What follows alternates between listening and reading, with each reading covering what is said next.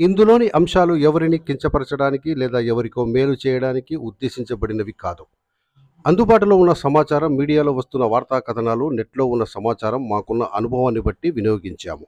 ఈ వీడియోలోని వ్యక్తుల అభిప్రాయాలు వారివి మాత్రమే. MRTV7 యూట్యూబ్ ఛానల్కు ఎటువంటి సంబంధం లేదు కాబట్టి ఈ విషయాన్ని గమనించగలరు.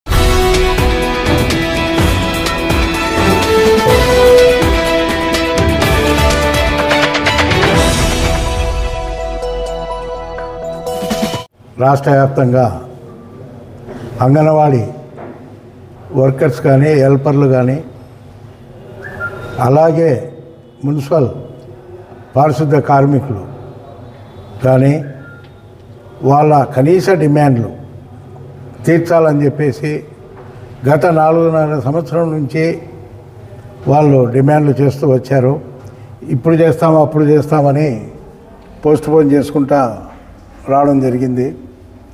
ఎలక్షన్కు ముందు పాదయాత్రలో మటుకు జగన్మోహన్ రెడ్డి ప్రజల సమస్యలు కానీ, ఉద్యోగ సమస్యలు కానీ, నేను ముఖ్యమంత్రి అయిన వెంటనే మీ కోరికలన్నీ తీరుస్తానని చెప్పేసి ఒక్కసారి అవకాశం ఇవ్వండి, నన్ను ఆశీర్వదించండి అని ముద్దులు పెట్టి, చెంపలు గిల్లి, నెత్తి మీద ఆశీర్వాదం పెట్టి ఎన్నో విచిత్రమైన కార్యక్రమాలు, విచిత్రమైన హామీలు ఇచ్చి ఈరోజు ముఖ్యమంత్రి నుంచి గవర్నమెంటు ప్రతి శాఖలోని గవర్నమెంట్ ఎంప్లాయీస్కి కూడా ఎవరికీ న్యాయం చేయకపోవడం చాలా విచిత్రమైనది.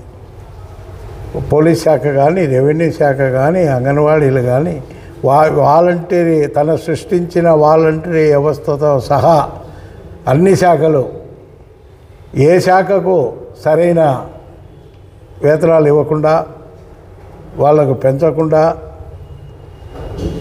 ఒక వయో పరిమితిని పెంచి ఈ విధంగా వాళ్ళను అరాచకం చేయడం చాలా హీనమైన చర్య.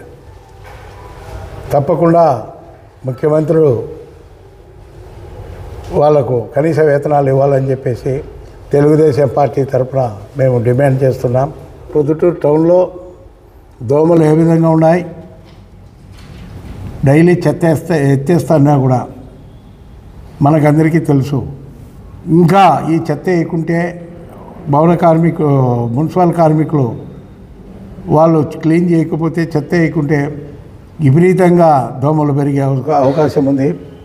ప్రొద్దుటూరు జనాలు కూడా, ప్రజలు కూడా, పిల్లలు, స్కూల్కి పోయే పిల్లలతో సహా అందరూ, వృద్ధులకు కూడా ఈ దోమలు కుట్టి మలేరియా, గనేరియా, డెంగ్యూ అన్ని వ్యాధులు సోకే ప్రమాదం ఉంది. కాబట్టి ప్రజలు ఆరోగ్యం దృష్ట్యా వాళ్ళ న్యాయమైన కోరికలు తీర్చాలని చెప్పేసి ఈ జిల్లాలో ఉండే 10 మంది ఎమ్మెల్యేలు, ఎమ్మెల్సీలు, మినిస్టర్లు, చీఫ్ విప్లు కలిసి మూకమ్మడి కన్నా పోయి సొంత మనసులో జగన్మోహన్ రెడ్డికి అని చెప్పుకుంటా అంటారు. వీళ్ళు ఒక న్యాయమైన కోరికలన్నా తీర్చమని చెప్పేసి జిల్లాలో ఉండే నాయకులందరూ కూడా, వైఎస్ఆర్సీపీ నాయకులు ముఖ్యమంత్రికి విన్నపించి, ముఖ్యమంత్రికి లేకపోవచ్చు, మీకుండే ప్రేమనైనా ముఖ్యమంత్రి గుర్తించి వాళ్ళ డిమాండ్లు అంగీకరించేట్టుగా మీరు ఒత్తిడి తెస్తే ఖచ్చితంగా ముఖ్యమంత్రి కూడా దిగి వచ్చి వాళ్ళ డిమాండ్లో ఏ న్యాయమేమి ఉన్నాయో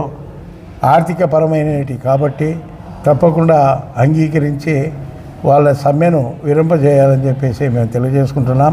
ఇప్పుడు ధర్నాలు చేసే వాళ్లకు, మిగతా అందరికి కూడా మా మద్దతు ఉంటుంది తెలుగుదేశం పార్టీ తరఫునని తెలియజేసుకుంటూ, జై తెలుగుదేశం, జై చంద్రబాబు నాయుడు.